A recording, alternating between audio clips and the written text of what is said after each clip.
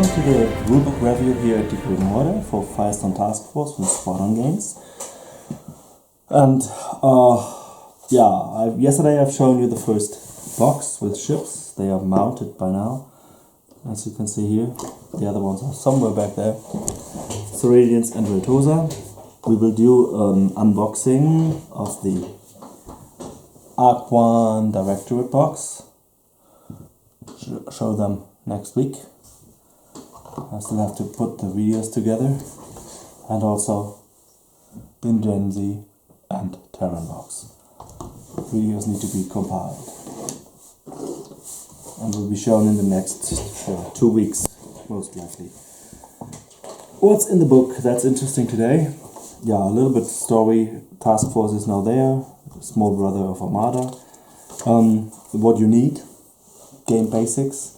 You need a battlefield, you need models, we already have them. You need markers, they are supplied.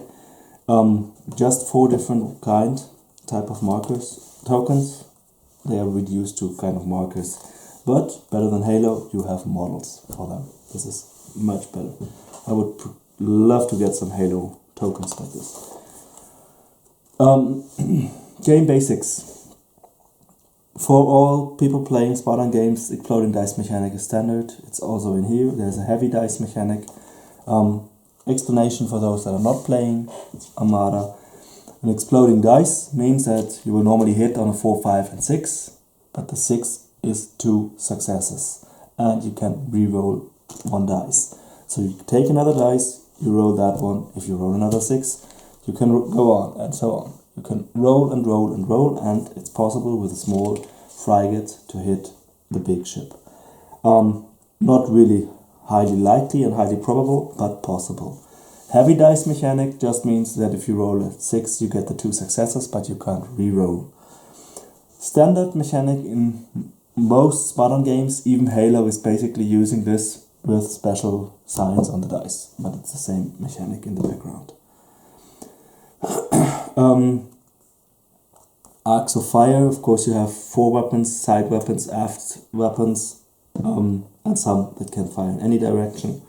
That will be the specific fleets and statistics. We will not focus on that today. You will start the game with an initiative roll, which is called a post tactics test, 2d6, add your fleet tactics bonus, and then whoever is higher starts the game. Here are the stats. Stats are reduced. We know the movement, damage, and now I would expect a critical rating. That is not there. It's just the damage rating. Hit points, crew point, and again, assault points are missing. Point defense, shields. And now we should see a color code in here, blue and red.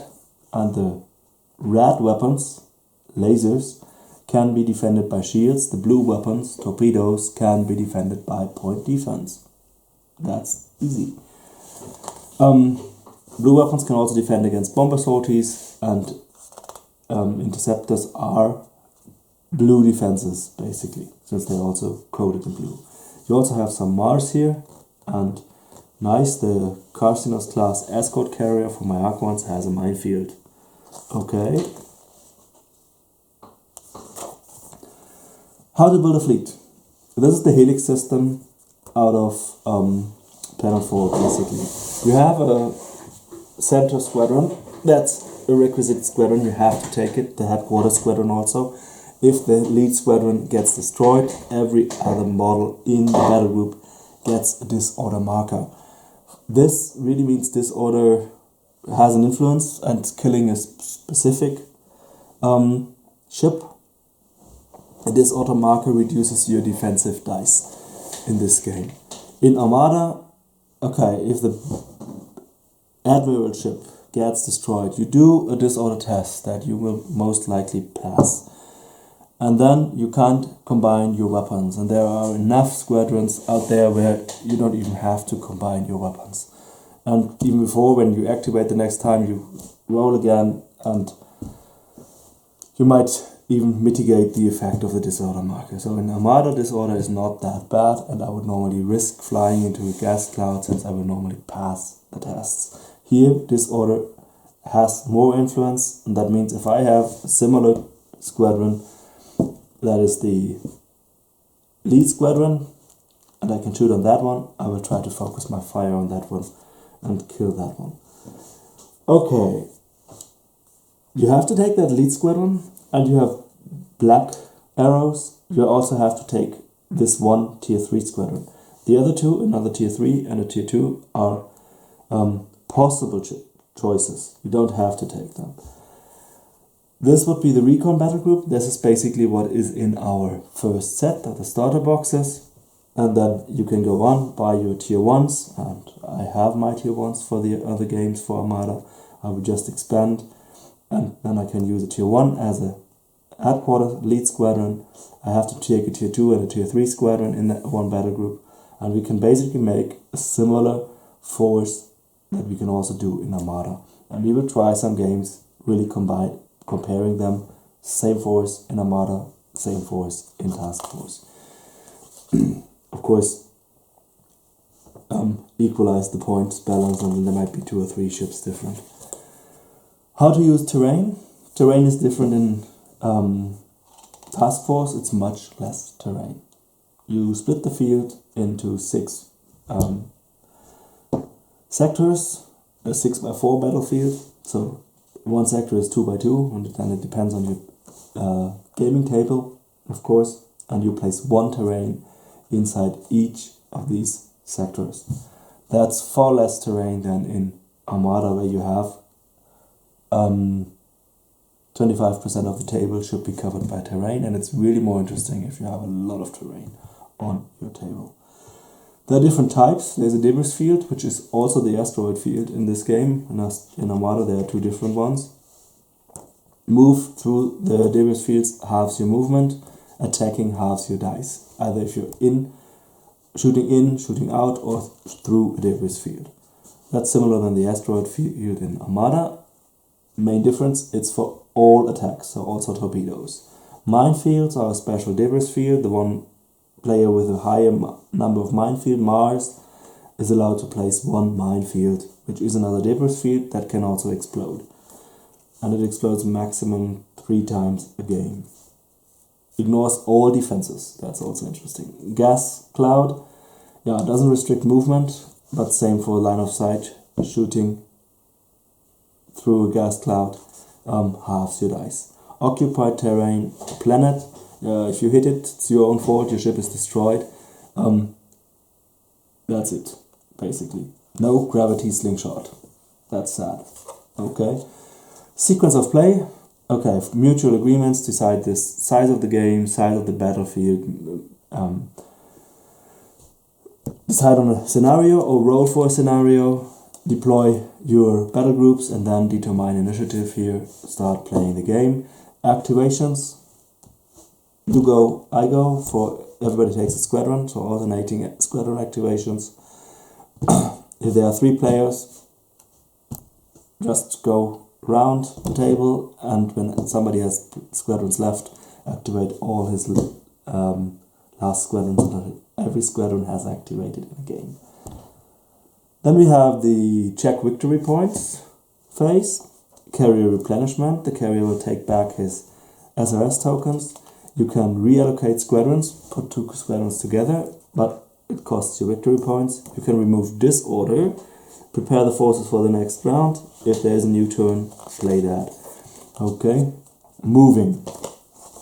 There's a difference to Armada. In Armada, I have my small Arc 1 ships, and I can turn them at 0. I can basically, within 8-inch, I can do a circle and come to this place with small ships and also some Arc 1 cruisers. In Taskforce, you always have 45-degree turns. I have to place it like this. And a medium ship, like a cruiser, can do 1 either at the beginning of his move, then he can move between half and his max movement, so somewhere here, and then he can't turn it again. The other option is do your movement, turn once. Okay, small ships can basically turn twice, at the beginning and at the end, and the big ships can only turn at the end, the tier 1s. This is much more restricting, and that's also the reason why there is much less terrain in the game than in Armada. Okay, it will still be tactical movement, similar to Armada. You just have to get used to it. It's the same movement as in Halo, so that will be easy to learn. I miss the small frigates flying in circles, staying in the gas cloud. That was something that was really cool. But okay, we will see how it plays out. Then shooting, measure ranges from flight pack to flight pack. That's okay, we know that. That's better than base to base, and I clearly prefer that kind of measurement. Then add all attack dice, and you can add them if they have the same weapon type and the same Mars. So a laser battery with beam Mar could be combined with another laser battery with a beam Mar. You can't combine kinetics with torpedoes, clear. There are other non-weapon attacks that are, for example, the bombers, and you can elect to combine your bombers into one attack. So if you're sending two sets of bombers against the same ship, you can combine. If you're sending a boarding assault, then every ship in your squadron has to send its boarding assault to the same ship. Then you must combine.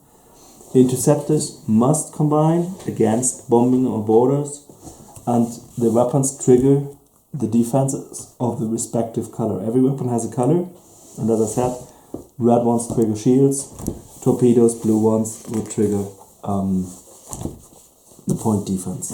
And then you roll for your successes, add them up, the defender rolls his defenses in the right color and reduces your successes by his number of successes. If you're above the damage rating, you get to roll on this table. And this table is always rolled by both of them, attacker and defender. If you just equal or exceed it, you roll once, and then you search column and row where you go. And at a 5 for the attacker, 4 for the defender, it's twice the damage, so 2 damage markers. And if it's 7 or more for both, target is destroyed. The lower ones are disorder here. How can we reach 7 or more? If you double the damage rating, you get +1 on both rolls. If you triple, +2, quadruple, +3. So it's possible to reach this field. Other weapons like cyber weapons would reduce your roll by 1, so move them downward, higher likelihood for disorder tests. Similar to cyber weapons in Armada, they can't really do damage, they can only do critical hit effects. Boarding assaults, fly into 8 inch, send your boarders over here. Now collect your attack dice pool, so if there are 3 of your ships, you have 3 times your crew points. Then the defender shoots his point defense and also point defense from interceptors that are defending him. This reduces your pool. Important, it reduces your pool, not the successes. Now you roll your pool, and then again the defender rolls his crew points just from this one ship, and whoever has higher wins. If the attacker has more hits, you have a sweeping assault, you do 1d3 rolls on the damage table. If he has double the number of hits, but not tripled, then it's 1d3 rolls on the damage table, adding +1 on the results. And if it's tripled, it's 1d3 +2. If the defender wins and doubles, you get disorder markers on all ships that contributed to the attack. This means, and can get 2 disorder or 3 disorder marker if it's a massacre here. That means I will put much more thought into if I want to board or not compared to Armada. In Armada I have a single ship that is basically dying. I haven't used the APs yet. I'll just try to board a small frigate.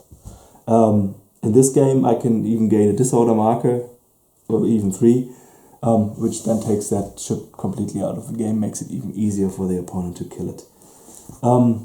Defender rolls no hits, it's a storming action, so that counts as 2 doubled, and in attacker rolls 0 hits, just counts as drive them back, so not doubled. Interesting, so the attacker, if he just rolls 1 hit, that might be worse than rolling 0 hits. Short range spacecraft, SRS tokens. When you activate your carrier, this is a carrier from the Archons, you can use your bombers, and they have the effective range band. 24 inch for you. They attack this guy. Friends from him in effective range can send their interceptors.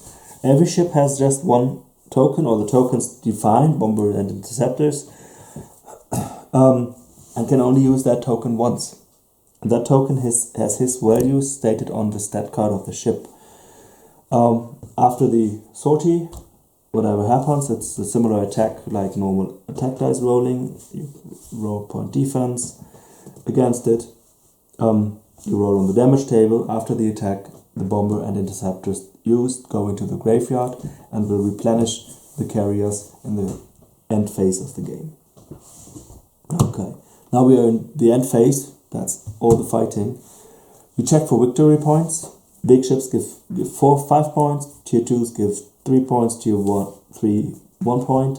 You get additional victory points for the lead squadrons. And sector control. So if you control a sector, there's no enemy there, you get a victory point. Objectives out of the scenarios will give you different kind of victory points. Then comes the carrier replenishment. Now SRS tokens come back on board. We can reinforce squadrons, so if we have 2 squadrons that are now under strength, we can put them together, but we give up the victory point of the reinforcing group. So decide which one is the parent squadron, and the other one, you lose the victory points. Remove disorder markers. You can decide to remove up to 6 disorder markers, so you place a dice in your hand, hidden from the opponent, both do that. Then you roll initiative, and this dice is reducing your result. So you are risking the initiative by reducing disorder markers. Interesting mechanic, really interesting. There are ships that can repair disorder markers. You should do those before you allocate your dice and your bid. And then you prepare your forces for the next round and start all over again, or it's the final round, count victory points. Determine the winner. Mars, sorted by weapon, protective and general. Mars here, just 2 sides. There is a maneuverable. You can you are treated as 1 tier class smaller, so you can have 1 more turn basically for the big ships, or the tier 1s can turn at the beginning, which is interesting. You have Mars that we already know, special forces. You gain +1 on the attacker's roll on the damage table in this case, so it's also in the boarding assault. There's an attachment. You have ships designated as attachment, and they will the additional cost could be added to the squadron's own point cost, yeah. And the tier kills value is increased by 1 per attached model. Okay, interesting. There are escorts. There's cyclic shielding, which which allows shields to be used against torpedoes, but then you use heavy dice. So it's positive and negative more. Cloaking systems allow you to incoming attacks are heavy dice. Kinetic weapons is typical MAR for the Dinrenzi. Shield dice will be heavy dice. That's the same MAR as in Planetfall. Yeah, that's all of it on Mars. Let's go for scenarios. There are 6 scenarios. You roll a dice, decide your scenario. The first 2, border clash, escalating engagement, are the standard ones out of Armada. You have also reserves that you can bring into the field. They come on the board edges here. There are no shunt rules in this game, which is sad. That's something I like. Maybe they come as a MAR later. Recover resources is a scenario that we know. secret orders. Here you have special orders like break the backbone. So you get +1 victory point for the tier 2 squadron. So the tier 2 are the backbone of a fleet, basically. Big game hunter +1 if you kill a big squadron. Capture the station. Solo has an armada. Planetary assault. So we have a planet here and you have to do an invasion there, get points there. What was missing in the full book are examples. They are all at the back, which I think is good since you can now look them up here and take a look, and they're not disturbing the rules before. 2 pages, that should be sufficient. For me it is clearly sufficient, but okay, I go in here with the knowledge of Armada.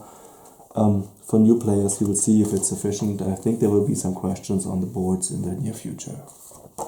So, hope you enjoyed. Thanks for watching.